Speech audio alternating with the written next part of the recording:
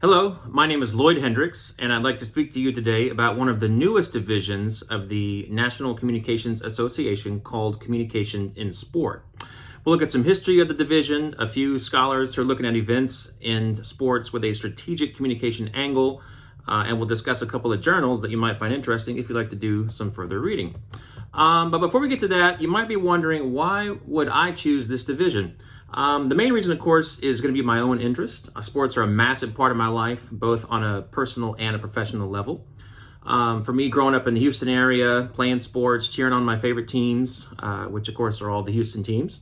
I can remember when my dad took me to my first Astros game when I was about 7 years old, back at the Astrodome, of course, not the new stadium. I was blown away by the size of the stadium and the colors in the seats and all the spectacle of it. I got to see all the players I watched on TV. It was really exciting. I even brought my baseball glove in case the ball came my way. And I even brought my baseball cards just in case I got the opportunity to get an autograph from one of the players. Kind of silly. 7-year-old me didn't know any better, but it was really exciting. So today, growing up now, I'm a huge fan, of course, of all the Houston area teams. Sports have become a large part of my professional life as well, though. I teach high school. I work at Pearland High School, and I have a couple of classes, and one of them is called Sporting History. We look at all kinds of topics in sporting history, from the ancient Olympics to the modern Olympics, to the branching development of soccer and rugby and American-style football, and of course the beginnings of professional sports with boxing and baseball in the late 1800s. We also cover some sort of like social and political aspects of sports as well. Looking at the life and the career of Jack Johnson, who was the first black heavyweight champion, and he was from right down the road in Galveston, Texas as well. Jack was a really wild character.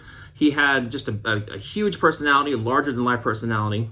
He won the title in 1908. A lot of people don't know that. That's a pretty long time ago now. We've also got a unit about Jackie Robinson, who broke the color barrier in baseball in 1947. We look at the events surrounding Tommy Smith and John Carlos with the raised fist on the Olympic podium in 1968 at the Olympics. And we also talk about the gender equality discussion, both that and also the economic realities of the U.S. women's national soccer team and the protests they were doing a couple of years back. Megan Rapinoe would be probably the biggest, well-known person from that group. And we also talk in the latest situation about, for example, the NFL support of the Trevor Project, which is aimed at preventing suicide in LGBTQ youth. So in addition to that aspect of my life, I'm also actually a professional photographer. And I specialize in sports and live performances. I always loved photography. I started out in sports way back in 2012 now. It seems like forever now, but it's about 12 years ago. I was just taking pictures of some bands playing live, and my cousin, her son was on our football team, and she wanted me to go and get some pictures of him at the games. And so I went, and I really enjoyed it. And for the next few years, it kind of grew into a nice little side job for being a teacher. You always need a little more cash. So it was a great little side business. And before you know it, eventually, I got recruited by a local newspaper. The writer was there, and a few websites also to photograph both our team at Pearland and also the playoffs going forward as the seasons would progress all the way to the state championships. From there, things kind of progressed a little bit further. I was getting some pretty good stuff together, and I was really enjoying myself. And I ended up getting the assignment to cover the University of Houston Cougars football starting back in 2016. Where oddly enough, my first ever Cougars game, or college football game in general at the college level, was U of H Cougars versus the Lamar Cardinals. But the Cougars won that game 42-0, so I won't really speak too much about that here. I don't want to upset anybody. But the last 2 seasons, I've also been lucky enough to cover the Houston Texans as well.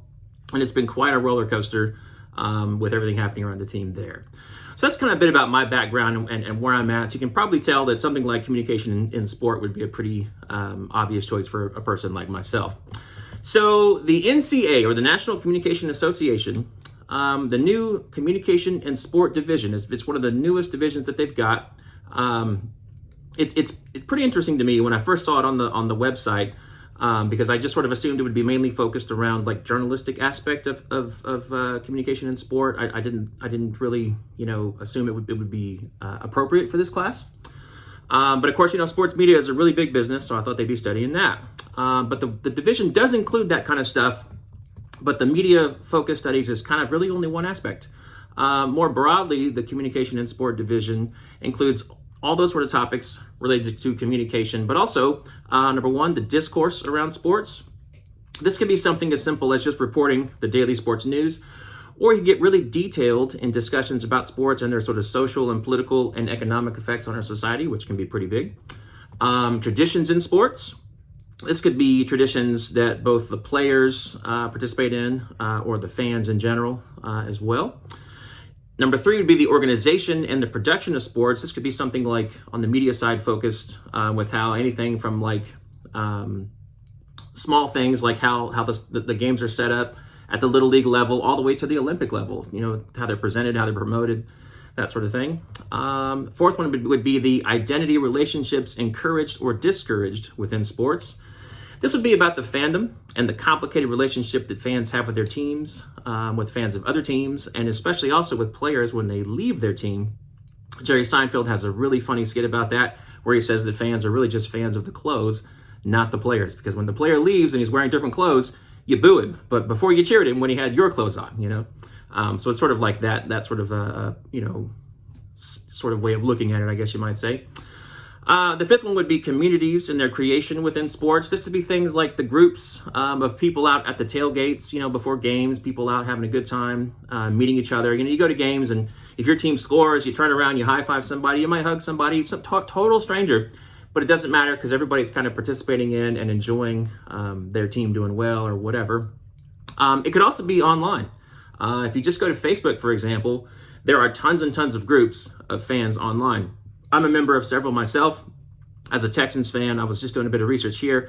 I found one group called, amazingly, NFC East Trash Talk, right?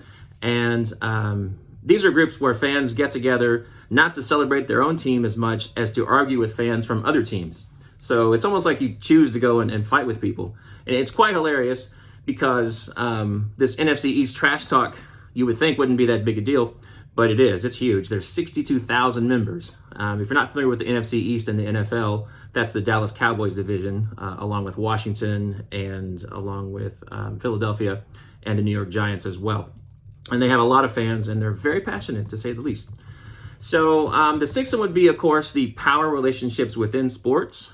This could be the power dynamics between the players and the coaches and the management, the players and management, and contract negotiations.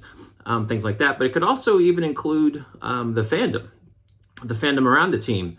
We saw some of that power dynamic a couple of years back when the whole, shut up and dribble thing happened in basketball when some players were doing a bit of protesting. And I won't get too deep into it, but that's a very interesting thing to sort of explore there, right? So some scholars that have integrated some of those areas and also some strategic communication of note that I found in my bit of research here. The first one was Steph Doller from the Open University in Milton Keynes in the United Kingdom. She teaches there in the School of Education, Youth, and Sport. Doller published a really excellent study in 2003 in the journal Sport and Society. It was about Colin Kaepernick's kneeling activism back when he played in the NFL and the framework of the media and the NFL and their responses to that. She also discusses how in 2020, the coverage of George Floyd's death subsequently played a role in reigniting that Kaepernick debate in various media sources, even though it had been 4 years since Kaepernick was actually out of the NFL at that point anyhow. So I found that to be pretty interesting work from her. There's also Gregory Perrault from Appalachian State University. He teaches multimedia journalism there. One of his articles I found that were really interesting to me was from a journal called Communication in Sport that was titled Disturbing the Balance, How Team Media Position Themselves in the Digital Communication Ecology of Sports. And it discusses the sort of diminishing revenue of journalism in general, especially the big institutions, which is leading to less coverage from the traditional type reporters, with the difference being made up by what are known in the industry as peripheral actors. In sports, that would be the team media, people employed by the team that are writers, photographers, videographers. They're doing what I would describe as strategic communication with a journalistic flair, very journalistic flair. But of course, it's coming from the team. And so it obviously wants to put the team and what's happening with the team in a very positive light. A third one that I found to be really interesting was Travis Bell from the University of South Florida. He's written extensively on communication in sport, lots of different journals. He also serves on the NCAA Communication in Sport Board. He's the immediate past chair at the moment.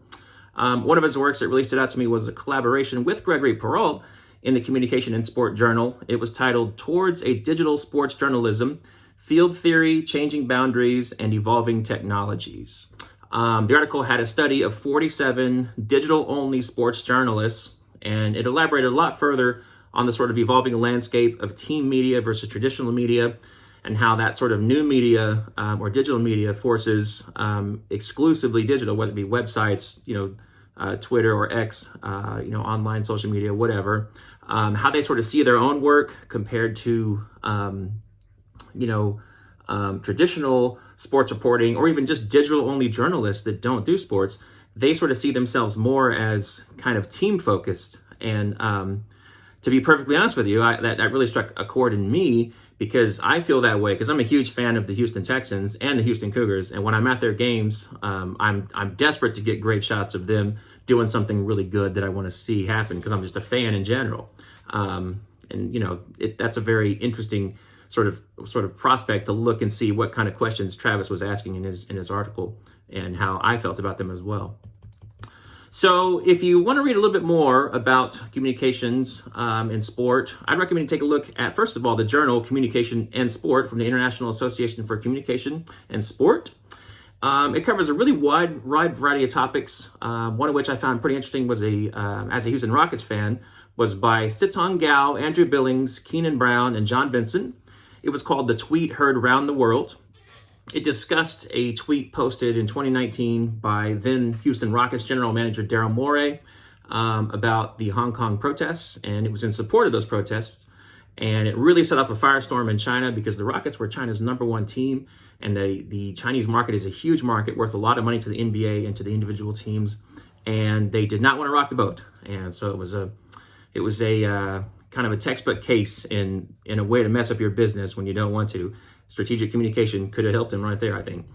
Another leading institution at the forefront of communications in sport is the Center for Sports Communication and Media. It's part of the Moody College of Communication at the University of Texas. They offer an undergrad minor in sports media and a graduate certification in sports communication. They also publish an annual report called Politics in Sports that explores when and why politics and sports will intersect. A couple of highlights from the latest issue. There's one about Ron DeSantis. It says Ron DeSantis and the politics of language in sports. And another one is survey audience perceptions of sports media brands. And they're very interesting stuff if you're into politics and also sports, like a lot of people are. So to sort of wrap it up and conclude here, communication in sport is an area I feel is greatly enhanced by the frame of strategic communication. We looked at my talk here a little bit at the history of the NCAA Communication in Sport Division, a few scholars in the field with an angle towards strategic communication, and some journals if you want to do a bit more reading on the topic.